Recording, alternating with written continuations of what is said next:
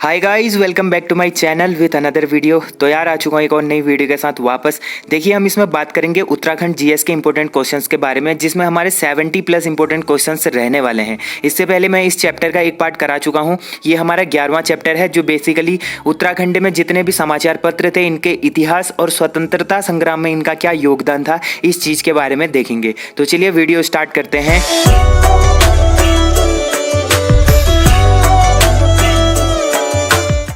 पहला क्वेश्चन है, उत्तराखंड युवा परिषद का गठन कब हुआ था? तो उत्तराखंड में युवा परिषद का गठन होता है, ये किस वर्ष होता है? ये होता है हमारा 1976 ईस्वी में। ठीक है, 1976 में क्या होता है? उत्तराखंड युवा परिषद का गठन होता है। फिर अगला क्वेश्चन है, उत्तरांचल परिषद की स्थापना कब की गई थी? तो उत्तरांचल परिषद की स्थापना हुई थी 1972 ईस्वी में। ठीक है, 1972 को होती है। फिर देखिए, पर्वतीय राज्य परिषद का गठन कब हुआ था? तो पर्वतीय राज्य परिषद का गठन होता है हमारा 1967 ईस्वी में। ठीक है, 1967 में होता है। फिर अगला क्वेश्चन है, पर्वतीय राज्य परिषद के अध्यक्ष कौन थे? तो पर्वतीय राज्य परिषद के अध्यक्ष कौन होते थे? ये थे दयाकृष्ण पांडे। ठीक है, दयाकृष्ण पांडे क्या थे? पर्वतीय राज्य परिषद के अध्यक्ष थे। फिर अगला क्वेश्चन है, पर्वतीय जन विकास सम्मेलन 24-25 जुलाई 1979 में मसूरी में किस दल का गठन हुआ था? जब पर्वतीय जन विकास सम्मेलन हुआ था 24-25 जुलाई 1979 मतलब 1979 को, तो मसूरी में किस दल का गठन हुआ था? तो ये होता है हमारा उत्तराखंड क्रांति दल का। ठीक है, यूकेडी का गठन कब होता है? 1979 को मसूरी में होता है। फिर अगला क्वेश्चन है, उत्तरांचल क्रांति दल के अध्यक्ष मतलब यूकेडी के अध्यक्ष कौन थे? तो यूकेडी के जो अध्यक्ष थे वो थे डीडी पंत। फिर अगला क्वेश्चन है, सन 1988 में सोबन सिंह जीना की अध्यक्षता में किस परिषद का गठन हुआ था? तो 1988 में क्या होता है? सोबन सिंह जीना जी की अध्यक्षता में एक परिषद का गठन होता है। इस परिषद का नाम था उत्तरांचल उत्थान परिषद। ठीक है, उत्तरांचल उत्थान परिषद। फिर देखिए, उत्तराखंड क्रांति दल का विभाजन किस वर्ष हुआ था? तो यूकेडी का गठन तो कब होता है? 1979 में होता है, जुलाई 1979 में मसूरी में होता है। ठीक है, लेकिन इसका विभाजन कब होता है? 1987 में हो जाता है। ठीक है, 1987 ईस्वी में हो जाता है। फिर है, राज्य के सभी संगठनों को मिलाकर आंदोलन चलाने हेतु उत्तरांचल संयुक्त संघर्ष समिति का गठन कब किया गया था? तो राज्य के जितने भी संगठन थे, इन सब को मिलाकर एक आंदोलन चलाने के लिए उत्तरांचल संयुक्त संघर्ष समिति का गठन किया गया था। तो ये किया गया था 1989 ईस्वी में। ठीक है, 1989 में किया गया था। फिर अगला क्वेश्चन है, कम्युनिस्ट पार्टी के महासचिव पीसी जोशी ने कुमाऊं राष्ट्रीय मोर्चा का गठन कब किया था? तो जो कम्युनिस्ट पार्टी के महासचिव थे, कौन थे? पीसी जोशी जी थे। इन्होंने क्या किया था? कुमाऊं राष्ट्रीय मोर्चा का गठन किया था। तो ये किस वर्ष किया था? 3 अक्टूबर 1970 ईस्वी में। ठीक है, 3 अक्टूबर 1970 ईस्वी में किया था। फिर अगला क्वेश्चन है, 1990 ईस्वी में उत्तर प्रदेश विधानसभा में पृथक राज्य का पहला प्रस्ताव किस व्यक्ति द्वारा रखा गया था? तो 1990 में क्या होता है? उत्तर प्रदेश की जो विधानसभा थी, यहाँ पर पृथक राज्य की मांग हेतु पहला प्रस्ताव रखा गया था। तो ये किस व्यक्ति के द्वारा रखा गया था? तो ये रखा था जसवंत सिंह बिष्ट के द्वारा। ठीक है, जसवंत सिंह बिष्ट ने सर्वप्रथम प्रस्ताव रखा था। फिर है, उत्तराखंड क्रांति दल यानी यूकेडी के उपाध्यक्ष त्रिवेंद्र सिंह पंवार ने संसद में पत्र बम किस वर्ष फेंका था? ठीक है, तो ये फेंकते हैं 23 अप्रैल 1987 ईस्वी में। ठीक है, अब यहाँ पर पत्र बम से संबंध मतलब पत्र बम से ये मतलब है कि मतलब एक पत्र इन्होंने क्या किया था? सांसद में पेश किया था। अब वो आप बम मत समझ लेना यार, डायनामाइट वाला ना। फिर अगला क्वेश्चन है, संयुक्त उत्तराखंड राज्य मोर्चा का गठन बहादुर राम टमटा जी द्वारा किस वर्ष किया गया था? तो संयुक्त उत्तराखंड राज्य मोर्चा का गठन होता है बहादुर राम टमटा जी के द्वारा। तो ये किस वर्ष करते हैं इसका गठन? ये करते हैं 1994 में। ठीक है, 1994 में करते हैं। फिर अगला क्वेश्चन है, 8 पर्वतीय जिलों को एक साथ मिलाकर उत्तराखंड की राजधानी गैरसैंण बनाने की सिफारिश किस समिति द्वारा की गई थी? तो उत्तराखंड के जितने भी 8 पर्वतीय जिले थे, इनको मिलाकर एक राज्य बनाना था उत्तराखंड, और उनकी राजधानी कहाँ बनानी थी? गैरसैंण बनानी थी। तो इसकी सिफारिश के लिए किस समिति ने किया था? तो इसकी सिफारिश करी थी रमाशंकर कौशिक समिति ने। ठीक है, जो रमाशंकर कौशिक समिति थी, इसने करी थी सिफारिश। फिर देखिए कौशिक समिति ने अपनी रिपोर्ट कब पेश की। जो कौशिक समिति थी इसने अपनी रिपोर्ट कब पेश की थी, ये की थी मई 1994 में, ठीक है, मई 1994 को की थी।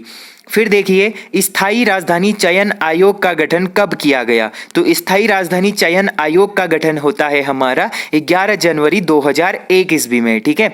11 जनवरी 2001 ईस्वी में क्या होता है, स्थायी राजधानी चयन आयोग का गठन होता है।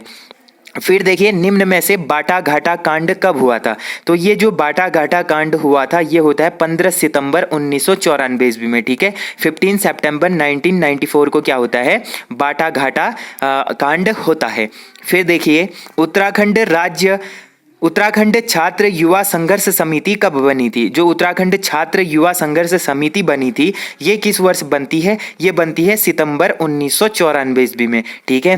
फिर देखिए इंद्रमणि बड़ौनी ने आमरण अनशन किस वर्ष किया था। जो इंद्रमणि बड़ौनी जी थे इन्होंने आमरण अनशन कब किया था, ये किया था हमारा 2 अगस्त 1994 ईस्वी में, ठीक है। 2 अगस्त 1994 को इंद्रमणि बड़ौनी जी द्वारा क्या होता है, आमरण अनशन होता है। इसीलिए इनको एक पदवी दी गई है जिसे बोला जाता है उत्तराखंड का गांधी, ठीक है। उत्तराखंड का गांधी किसे बोला जाता है, इंद्रमणि बड़ौनी जी को बोला जाता है, ठीक है। अगला क्वेश्चन देखिए, खटीमा गोलीकांड घटित हुआ था। तो खटीमा गोलीकांड कब होता है, 1 सितंबर 1994 को होता है। 1 सितंबर के दिन 1994 में क्या होता है, खटीमा गोलीकांड घटित होता है। अब देखिए खटीमा गोलीकांड की जांच किसके अधीन हुई थी। तो खटीमा गोलीकांड की जांच होती है एस श्रीवास्तव के अधीन, ठीक है। फिर देखिए कुछ और इंपॉर्टेंट क्वेश्चंस हैं, इनको भी हम लोग देखते हैं। तो देखिए पहला क्वेश्चन है हमारा, किस कांड को क्रूर शासक की क्रूर हिंसा कहा गया है। तो किस कांड को क्रूर शासक की क्रूर हिंसा बोला गया है, ये बोला जाता है रामपुर तिराहा कांड को, ठीक है। जो रामपुर तिराहा कांड हुआ था इसको बोला जाता है क्रूर शासक की क्रूर हिंसा। फिर देखिए किस व्यक्ति ने मुजफ्फरनगर कांड को पूरे देश व सभ्य समाज में एक कलंक बताया था। तो किस व्यक्ति ने बताया था, चंडी प्रसाद भट्ट जी ने बताया था। फिर है निम्न में से श्रीयंत्र टापू कहाँ स्थित है। जो श्रीयंत्र टापू है ये हमारा श्रीनगर गढ़वाल में स्थित है। यहाँ पर भी क्या होता है, एक कांड होता है, श्रीनगर कांड, ठीक है। फिर देखिए अगला क्वेश्चन है, उत्तराखंड का द्वितीय विधानसभा भवन बनाया गया था। तो उत्तराखंड का जो द्वितीय विधानसभा भवन बनाया गया था ये भराड़ीसैंण में बनाया गया था, ठीक है। फिर है उत्तरांचल प्रदेश क्यों पुस्तक किनके द्वारा लिखी गई। जो उत्तरांचल प्रदेश पुस्तक है, क्यों पुस्तक है, ये किनके द्वारा लिखी गई है, ये लिखी है भगत सिंह कोश्यारी जी के द्वारा, ठीक है, जो क्या थे, महाराष्ट्र के राज्यपाल। अगला है राज्य आंदोलनकारी यशोधर बेंजवाल जी व राजेश रावत जी कब शहीद हुए थे। जो राज्य आंदोलनकारी थे यशोधर बेंजवाल जी और राजेश रावत जी, ये कब शहीद होते हैं, ये शहीद होते हैं 10 नवंबर 1995 ईस्वी में, ठीक है। फिर देखिए किस वर्ष श्रीयंत्र टापू की घटना हुई थी। तो श्रीयंत्र टापू की घटना होती है 10 नवंबर 1995 में। इसी में क्या हुआ था, यशोधर बेंजवाल जी और राजेश रावत जी क्या हुए थे, शहीद हुए थे। फिर अगला क्वेश्चन है क्वेश्चन नंबर 29 देखिए, लाल किले की प्राचीर से प्रधानमंत्री HD देवगौड़ा ने उत्तराखंड राज्य निर्माण घोषणा कब की। यहाँ पर थोड़ा सा मिस हो गया, यहाँ पर लाल होगा, ठीक है। तो लाल किले की जो प्राचीर है यहाँ पर से जो उस टाइम के तत्कालीन प्रधानमंत्री थे भारत के, प्रधानमंत्री HD देवगौड़ा जी, तो HD देवगौड़ा जी ने उत्तराखंड राज्य निर्माण की घोषणा कब की थी। तो ये की थी 15 अगस्त 1996 ईस्वी में, ठीक है। 15 अगस्त 1996 ईस्वी को SD देवगौड़ा जी के द्वारा उत्तराखंड राज्य की निर्माण की घोषणा की गई थी। फिर है निम्न में से राज्य गठन यानी उत्तराखंड के समय उत्तर प्रदेश के मुख्यमंत्री कौन थे। जब उत्तराखंड राज्य का गठन हो रहा था तो उस टाइम पे उत्तर प्रदेश के मुख्यमंत्री कौन थे। तो उत्तर प्रदेश के मुख्यमंत्री थे राजनाथ सिंह, ठीक है। राजनाथ सिंह क्या थे, उत्तर प्रदेश के मुख्यमंत्री थे। अब अगला क्वेश्चन देखिए, उत्तराखंड आंदोलनकारियों ने संविधान बचाओ यात्रा कब निकाली थी। तो उत्तराखंड के जितने भी आंदोलनकारी थे इन्होंने संविधान बचाओ यात्रा निकाली थी। तो ये किस वर्ष निकाली थी, 25 जनवरी 1995 को निकाली थी, ठीक है। फिर देखिए 32 दिनों तक खेंट पर्वत पर टिहरी में राज्य आंदोलनकारियों ने कब अनशन किया था। तो 32 दिनों का इनका अनशन चला था खेंट पर्वत पर, ठीक है। खेंट पर्वत कहाँ है, टिहरी में। तो यहाँ पर राज्य आंदोलनकारियों ने कब अनशन किया था, था? ये किया था जनवरी 1996 ईस्वी में, ठीक है। फिर देखिए, उत्तर प्रदेश पुनर्गठन विधेयक लोकसभा में कब पारित किया गया था? तो ये लोकसभा में कब पारित होता है? ये होता है हमारा 1 अगस्त 2000 ईस्वी में, ठीक है। 1 अगस्त 2000 ईस्वी में क्या होता है? उत्तर प्रदेश पुनर्गठन विधेयक पारित होता है। फिर है, राज्यसभा में उत्तर प्रदेश पुनर्गठन विधेयक कब पारित हुआ था? तो राज्यसभा में उत्तर प्रदेश पुनर्गठन विधेयक कब पारित हुआ था? ये होता है हमारा 10 अगस्त 2000 ईस्वी में, ठीक है। फिर है, उत्तराखंड क्रांति दल का विभाजन किस वर्ष हुआ था? ये पहले भी आया था क्वेश्चन। तो यूकेडी का जो विभाजन होता है ये किस वर्ष होता है? 1987 ईस्वी में होता है, ठीक है। 1987 में होता है। इसका गठन कब हुआ था? 1979 में गठन हुआ था, ठीक है, जुलाई 1979 को। फिर देखिए, राष्ट्रपति RK नारायण ने राज्य विधेयक कब हस्ताक्षर किए? जो राष्ट्रपति थे तत्कालीन, कौन थे? KR नारायण, ठीक है। KR नारायण ने क्या किया था? राज्य विधेयक पर हस्ताक्षर किए थे। तो इन्होंने कब हस्ताक्षर करे थे? 28 अगस्त 2000 ईस्वी में करे थे, ठीक है। फिर है, गैरसैंण को राजधानी बनाने हेतु किस समिति द्वारा सिफारिश की गई थी? तो ये की थी हमारा कौशिक समिति के द्वारा। फिर है, दीक्षित आयोग ने स्थायी राजधानी हेतु कितने शहरों का चयन किया था? तो ये किया था 5 शहरों का चयन। फिर है, स्थायी राजधानी चयन आयोग का कार्यकाल कितने बार बढ़ाया गया था? तो इसका जो कार्यकाल बढ़ा था 11 बार बढ़ाया गया था। किस दल ने गैरसैंण का नाम चंद्रनगर रखा था? तो कौन सा ऐसा दल हुआ करता था जिसने गैरसैंण का नाम क्या रख दिया था? चंद्रनगर रखा था। तो ये था उत्तराखंड क्रांति दल, यूकेडी, ठीक है। यूकेडी ने चंद्रनगर रखा था गैरसैंण का नाम। फिर है, दीक्षित आयोग ने किन 2 शहरों को स्थायी राजधानी हेतु योग्य माना? तो ये जो राजधानियां थी ये थी हमारा कौन कौन सी? देहरादून और काशीपुर, ठीक है। इसका ऑप्शन डी क्या होगा? राइट आंसर हो जाएगा। फिर अगला है, जस्टिस वीरेंद्र दीक्षित आयोग के अध्यक्ष कब बने थे? जो जस्टिस वीरेंद्र दीक्षित थे, ये जो जस्टिस वीरेंद्र थे ये दीक्षित आयोग के अध्यक्ष कब बनते हैं? ये बनते हैं हमारा 1 फरवरी 2003 ईस्वी को, ठीक है। 1 फरवरी 2003 ईस्वी को क्या होता है? जस्टिस वीरेंद्र क्या बनते हैं? दीक्षित आयोग के अध्यक्ष बनते हैं। अब देखिए, कुछ और इंपॉर्टेंट क्वेश्चंस हैं, इनके बारे में भी हम लोग देखते हैं। पहला क्वेश्चन है इसमें से, किस वर्ष रक्षा सूत्र आंदोलन हुआ था? तो ये भी काफी इंपॉर्टेंट क्वेश्चन है। तो जो रक्षा सूत्र आंदोलन हुआ था ये किस वर्ष होता है? ये होता है हमारा 1994 ईस्वी में, ठीक है। 1994 को क्या होता है? रक्षा सूत्र आंदोलन होता है। फिर है, विश्वविद्यालय आंदोलन कब हुआ था? तो विश्वविद्यालय आंदोलन कब होता है? ये होता है 1973 ईस्वी में, ठीक है। 1973 को होता है। फिर अगला क्वेश्चन है, ब्रिटिश अधिकारियों के लिए स्थानीय लोगों द्वारा निःशुल्क भोजन की व्यवस्था किस आंदोलन के तहत की जाती थी? तो कौन सा ऐसा आंदोलन होता था? ये होता था हमारा कुली बर्दाश्त आंदोलन, ठीक है। कुली बर्दाश्त आंदोलन के तहत क्या होता था? जितने भी ब्रिटिश अधिकारी होते थे इनके लिए जो स्थानीय लोग होते थे वो क्या करते थे? निःशुल्क भोजन की व्यवस्था करते थे, ठीक है। फिर अगला क्वेश्चन है, ब्रिटिश अधिकारियों का निःशुल्क सामान ढोने को कहा जाता था? जो ब्रिटिश अधिकारी होते थे इनका जो निःशुल्क में सामान ढोते थे इनको क्या कहा जाता था? कुली बेगार आंदोलन कहा जाता था, ठीक है।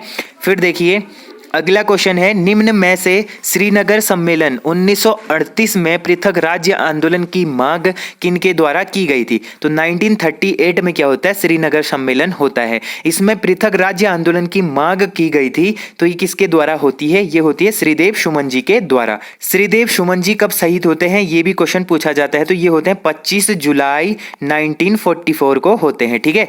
क्या करते हैं? 84 दिन की भूख हड़ताल करते हैं। 84 दिन की भूख हड़ताल के पश्चात 25 जुलाई 1944 को श्रीदेव सुमन जी शहीद होते हैं।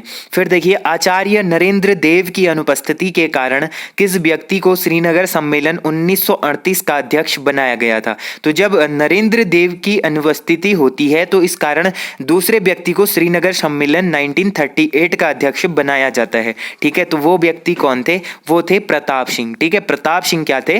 1938 में जो श्रीनगर सम्मेलन हुआ था उसमें अध्यक्ष थे, ठीक है, नरेंद्र देव की अनुपस्थिति में। फिर है, 5 से 6 मई 1938 को श्रीनगर सम्मेलन में किन 2 व्यक्तियों ने भाग लिया था? जो श्रीनगर सम्मेलन होता है इसमें कौन कौन 2 व्यक्ति भाग लेते हैं? इसमें लेते हैं हमारा विजय लक्ष्मी पंडित और जवाहरलाल नेहरू, ठीक है। जवाहरलाल नेहरू और विजय लक्ष्मी पंडित ये दोनों व्यक्ति क्या करते हैं? श्रीनगर सम्मेलन में भाग लेते हैं। फिर अगला क्वेश्चन है हमारा, पृथक राज्य की मांग हेतु 1938 में दिल्ली में गर्दे सेवा संघ की स्थापना किन के द्वारा की गई थी। अब देखिए दिल्ली में जो गर्दे सेवा संघ है कहीं पर आपको इसका आंसर 1939 भी देखने को मिलता है। ठीक है, तो यहाँ पर दिया गया है 1938 में क्या हुआ था, गर्दे सेवा संघ की स्थापना होती है। तो ये किनके द्वारा होती है ये पूछा गया है, तो ये होती है श्रीदेव सुमन जी के द्वारा। ठीक है, फिर है, किस व्यक्ति ने हल्द्वानी कांग्रेस सम्मेलन 1946 में उत्तरांचल के पर्वतीय भूभाग को विशेष वर्ग में रखने की मांग उठाई थी। तो ये मांग किसने उठाई थी, बद्रीदत्त पांडे ने उठाई थी। ठीक है, हल्द्वानी कांग्रेस सम्मेलन में गढ़वाल व कुमाऊं के भूभाग को अलग क्षेत्रीय भाग बनाने की मांग किनके द्वारा रखी थी, तो ये मांग भी रखी जाती है हमारा अनुसुईया प्रसाद जी के द्वारा। ठीक है, जो अनुसुईया प्रसाद बहुगुणा है इनके द्वारा रखी जाती है। अब अनुसुईया प्रसाद बहुगुणा की बात करें तो इनको बोला जाता है गढ़ केसरी। ठीक है, गढ़ केसरी इनको बोला जाता है, गढ़वाल केसरी। फिर उसके बाद बात करें बीडी पांडे की, बद्रीदत्त पांडे की, इनको बोला जाता है कुमाऊं केसरी। ठीक है, कुमाऊं केसरी कौन है, बद्रीदत्त पांडे। गढ़ केसरी कौन है, अनुसुईया प्रसाद। और उत्तराखंड के गांधी कौन है, इंद्रमणि बड़ौनी। ठीक है, अब देखिए तो ये जो कांग्रेस सम्मेलन हुआ था इसमें गढ़वाल और कुमाऊं को अलग अलग भाग बनाने का या रखने का जो दिया था, क्या बोलते हैं, मांग रखी थी, वो रखी थी अनुसुईया प्रसाद बहुगुणा जी द्वारा। ठीक है, फिर है, रामपुर तिराहा कांड जांच के लिए समिति बनाई गई थी। जो रामपुर तिराहा कांड होता है इसके जांच के लिए एक समिति बनाई गई थी, उसका नाम था नेगी समिति। ठीक है, फिर है, गैरसैंण को ग्रीष्मकालीन राजधानी बनाने की अधिसूचना जारी की गई। तो गैरसैंण को ग्रीष्मकालीन राजधानी बनाने की अधिसूचना कब जारी की गई थी, ये की गई थी हमारा 8 जून 2020 को क्या हुआ था, गैरसैंण को ग्रीष्मकालीन राजधानी बनाने की अधिसूचना जारी हुई थी। अब देखिए ये स्टैटिक जीके का क्वेश्चन है, ये प्रीवियस में करंट अफेयर के तौर पर पूछा जाता था। ठीक है, तो देखिए अगला क्वेश्चन है, 2 सितंबर 1994 को घटित मसूरी कांड की जांच किनके अधीन हुई थी। तो 2 सितंबर 1994 को क्या होता है, मसूरी कांड होता है। तो इसकी जांच के लिए किसे चुना गया था, ये चुना गया था मुरलीधर को। ठीक है, इनके अधीन हुई थी जो मसूरी कांड घटित हुआ था 2 सितंबर 1994 को। ठीक है, फिर इसके बाद देखिए अगला क्वेश्चन है हमारा, निम्न में से कौन सा कथन असत्य है, इसमें से बताना है कौन सा कथन असत्य होगा। तो खटीमा कांड कब होता है, 1 सितंबर 1994 को होता है, बिल्कुल सत्य है। रामपुर तिराहा कांड कब होता है, 2 अक्टूबर को होता है, ये भी सत्य है। मसूरी कांड 3 सितंबर 1994 को होता है, तो ऑप्शन बी हमारा गलत होगा, क्योंकि मसूरी कांड कब हुआ था, 2 सितंबर 1994 ईस्वी में हुआ था। ठीक है, तो ऑप्शन बी इसका राइट आंसर हो जाएगा। फिर देखिए, हंसा धनाई एवं बेलमती चौहान का संबंध था। जो हंसा धनाई जी थे और बेलमती चौहान जी थे, इनका संबंध किस चीज से था, इनका संबंध था हमारा मसूरी गोलीकांड से। ठीक है, फिर है, नैनीताल गोलीकांड 3 अक्टूबर 1994 में शहीद आंदोलनकारी थे। तो नैनीताल गोलीकांड कब होता है, 3 अक्टूबर 1994 को होता है। तो इसमें शहीद आंदोलनकारी कौन थे, तो इसमें शहीद आंदोलनकारी थे प्रताप सिंह बिष्ट जी। ठीक है, अब देखिए जितने भी ये कांड होते हैं, जैसे नैनीताल गोली कांड है, खटीमा कांड है, रामपुर तिराहा कांड है, मसूरी कांड है, श्रीयंत्र टापू का कांड है और बाटा घाटा कांड है, तो ये सारे कांड आप लोग याद कर लेना। ठीक है, इनसे क्वेश्चंस बनते हैं। फिर अगला क्वेश्चन है, निम्न में से खटीमा गोलीकांड में शहीद हुए आंदोलनकारी हैं। तो खटीमा जो गोलीकांड हुआ इसमें कौन शहीद हुए थे, इसमें शहीद हुए थे हमारे धर्मानंद भट्ट, परमजीत सिंह, भगवान सिंह सरोला। तो ये सभी क्या थे, खटीमा गोलीकांड के शहीद थे। तो इसीलिए ऑप्शन डी इसका राइट आंसर हो जाएगा। फिर देखिए, गैरसैंण से सर्वाधिक दूरी पर स्थित जनपद मुख्यालय है। तो गैरसैंण की सर्वाधिक दूरी पर कौन सा जनपद मुख्यालय स्थित है, ये है हमारा पिथौरागढ़। ठीक है, गैरसैंण से सबसे दूरी पर है पिथौरागढ़। देहरादून से भी सबसे दूरी पर कौन है, पिथौरागढ़ है। ठीक है, अगला क्वेश्चन है, गैरसैंण से न्यूनतम दूरी पर स्थित जनपद मुख्यालय है। तो गैरसैंण से न्यूनतम दूरी पर स्थित कौन सा मुख्यालय है, यह है हमारा रुद्रप्रयाग। ठीक है, रुद्रप्रयाग क्या है, गैरसैंण से सबसे कम दूरी पर स्थित है। फिर है, राजधानी को लेकर बाबा मोहन उत्तराखंडी कब बेनीताल में शहीद हुए थे। तो बाबा मोहन उत्तराखंडी थे जो, ये कब शहीद होते हैं, कहां पर होते हैं, बेनीताल में होते हैं। लेकिन कब होते हैं ये पूछा गया है, तो ये होते हैं 8 अगस्त 2004 ईस्वी में। ठीक है, फिर अगला क्वेश्चन है हमारा उत्तराखंड क्रांति दल जो यूकेडी है, इन्होंने किस व्यक्ति के नाम पर गैरसैंण का नाम रखा था? तो ये रखा था वीर चंद्र सिंह गढ़वाली के नाम पर। तो क्या नाम रखा था वीर चंद्र सिंह गढ़वाली के नाम पर? चंद्रनगर, ठीक है, चंद्रनगर रखा था गैरसैंण का नाम। फिर है निम्नलिखित में से पर्वतीय विकास जन समिति का गठन किया गया था। जो पर्वतीय विकास जन समिति है इसका गठन कब होता है? ये होता है 1950 ईस्वी में, ठीक है। 1950 में क्या होता है? पर्वतीय विकास जन समिति का गठन होता है। तो देखिए गाइस, ये थे हमारे आज के 70+ इंपॉर्टेंट क्वेश्चंस, जिसमें हमने बात करी उत्तराखंड में समाचार पत्रों का इतिहास एवं स्वतंत्रता आंदोलन में क्या क्या चीजें हुई, क्या क्या इनकी भूमिका रही। तो ये 11वां चैप्टर हमारा था जो आज कंप्लीटली क्या हो चुका है? फिनिश हो चुका है, ठीक है। इसके बाद हमारा होगा 12वां चैप्टर, जिसमें हम बात करेंगे उत्तराखंड इतिहास से संबंधित महत्वपूर्ण प्रश्न, ठीक है। इतिहास से संबंधित जितने भी महत्वपूर्ण प्रश्न हैं, जो जो चीज़ें छूट गई हैं उत्तराखंड के इतिहास में, इन चीज़ों को हम देखेंगे। फिर हमारा उत्तराखंड इतिहास क्या हो जाता है? फाइनली कंप्लीट हो जाता है। इसके बाद हम जो जिला सीरीज है, जिला सीरीज को स्टार्ट करेंगे, ठीक है। जिले वाइज हम सारे उनके हिस्ट्री, ज्योग्राफी, इकोनॉमी, डेमोग्राफी, जो जो भी चीज़ें जिस जिले में है वो सारी चीज़ें हम लोग देखेंगे, ठीक है। फिर उसके बाद थोड़े बहुत क्वेश्चन, थोड़े बहुत चैप्टर क्या रह जाते हैं? ज्योग्राफी के रह जाते हैं। तो आने वाले 25 दिनों में सारा हमारा उत्तराखंड जीएस कंप्लीट हो जाएगा। और साथ साथ में हमारा जो इंडियन जीके की जो सीरीज चल रही है उसको भी आप लोग जरूर चेकआउट करना। उसमें हम धीरे धीरे हिस्ट्री को कंप्लीट कर रहे हैं। 5 दिन के अंदर हमारा हिस्ट्री कंप्लीट होगा। उसके बाद हम 10 दिन के अंदर ज्योग्राफी, फिर पॉलिटी और फिर इकोनॉमी के सारे क्वेश्चंस देख लेंगे, ठीक है। इस तरीके से हमारा क्या हो जाएगा? Uttarakhand GS plus Indian GK GS हमारा पूरी तरीके से कंप्लीट हो जाएगा। फिर इसमें हमें दिक्कत नहीं होगी। बाकी बचता है 20 नंबर की जो हिंदी है, तो उसको आप लोग प्लेलिस्ट में जाके देख सकते हैं, क्योंकि कनिष्ठ साहित्य के टाइम पे हमने हिंदी अच्छे से कंप्लीट करी है। अब उसमें कुछ साहित्य के क्वेश्चन ऐड करने हैं, वो लास्ट के 4-5 दिनों के अंदर वो भी हो जाएंगे। तो यार होप करता हूँ आप लोगों को ये वीडियो पसंद आया होगा। अगर वीडियो पसंद आया तो वीडियो को मेक श्योर लाइक जरूर करना और सब्सक्राइब जरूर कर देना, बिकॉज इट्स फ्री, ठीक है। कोई इसमें चार्जेस नहीं लगते, इसलिए आप सब्सक्राइब करके बेल नोटिफिकेशन को ऑल पर क्लिक कर देना, ठीक है। तो यार मिलते हैं ऐसे इंटरेस्टिंग वीडियो के साथ, तब तक के लिए take care and bye bye.